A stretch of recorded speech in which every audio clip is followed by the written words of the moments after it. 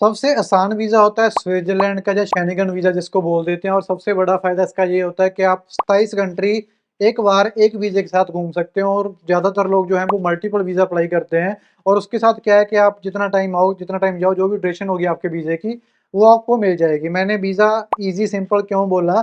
क्योंकि शेंगेन के लिए जो एक डॉक्यूमेंट की चेकलिस्ट है वो बहुत सिंपल और ईज़ी है, लेकिन उसको कॉम्प्लेक्स लोग मान जाते हैं, लेकिन ऐसा नहीं है। मैं आपको स्टेप बाय स्टेप बताऊँगा। अगर आप यूरोप का प्लान कर रहे हो, शेंगेन का प्लान कर रहे हो, तो सबसे पहले आपके पास पासपोर्ट होना चाहिए। और पासपोर्ट की जो डेट है, वो एक्सपायरी डेट है, वो 6 महीने पड़ी हो आपके ट्रैवल से। जैसे आप मार्च में ट्रैवल करना चाहते हो, तो वो कहीं न कहीं दिसंबर नेक्स्ट मंथ या नेक्स्ट जनवरी तक वो वैलिड होनी चाहिए। सबसे पहले बात ये देखनी है आपने। उसके बाद जो शेंगेन के लिए वीज़ा रिक्वायरमेंट के लिए डॉक्यूमेंट्स हैं, वो है आपकी ट्रैवल हिस्ट्री। ट्रैवल हिस्ट्री को इसीलिए प्रेफ़र किया जाता है कि आपको घूमने का शौक है, इसीलिए आप यूरोप घूमना जा रहे हो, आपने पहले कहीं-कहीं घूमा है।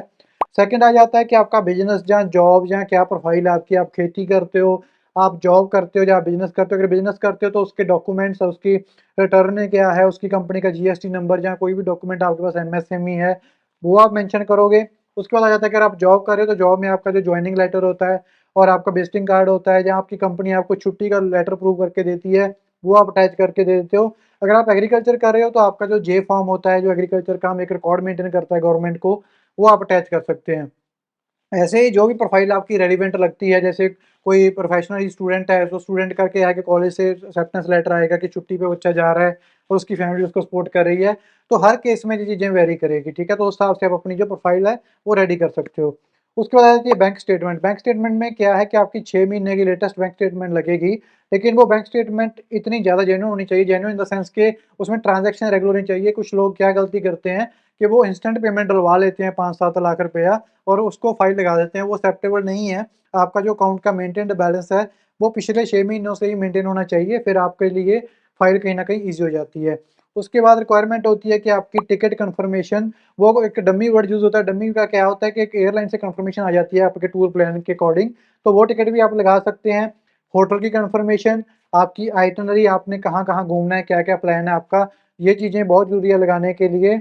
और बाकी वहाँ बीएफएस की अपॉइंटमेंट लेनी पड़ती है। वो आपके नियरेस्ट जो भी होगा, न्यू दिल्ली, मुंबई, कलकत्ता, तो जहाँ पर भी वीएफएस के जो स्विट्ज़रलैंड एम्बेसी के, शेंगेन एम्बेसी के जो हैं वीएफएस अवेलेबल हैं, तो वहाँ की आप अपॉइंटमेंट लेके ये डॉक्यूमेंट लेके जा सकते हो। जब आप वीएफएस जाते हो तो वहाँ पे 2 फॉर्म भरवाए जाते हैं आपसे, कि आपकी सारी बेसिक इन्फॉर्मेशन, और एक कोरियर एड्रेस के लिए होता है कि आपका जो पासपोर्ट आएगा वो कौन से एड्रेस पर आएगा, तो वो 2 फॉर्म आप भर देते हो।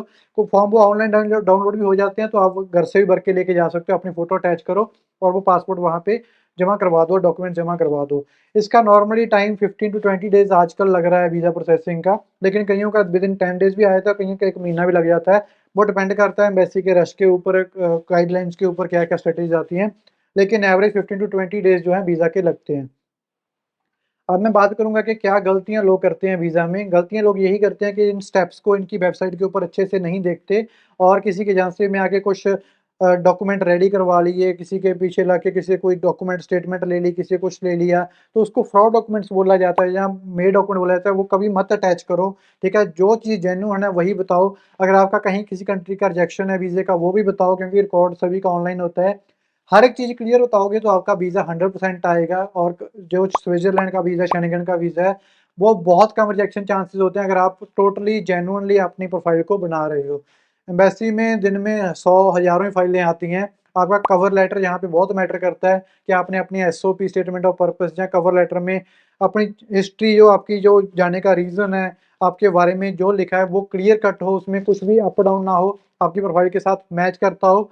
तो ये चीज़ें बस ध्यान में रखो, और शेंगेन का वीज़ा लो और यूरोप घूम के आओ, और पूरे का पूरा दुनिया ऐसे स्टेप बाय स्टेप आप घूम सकते हो।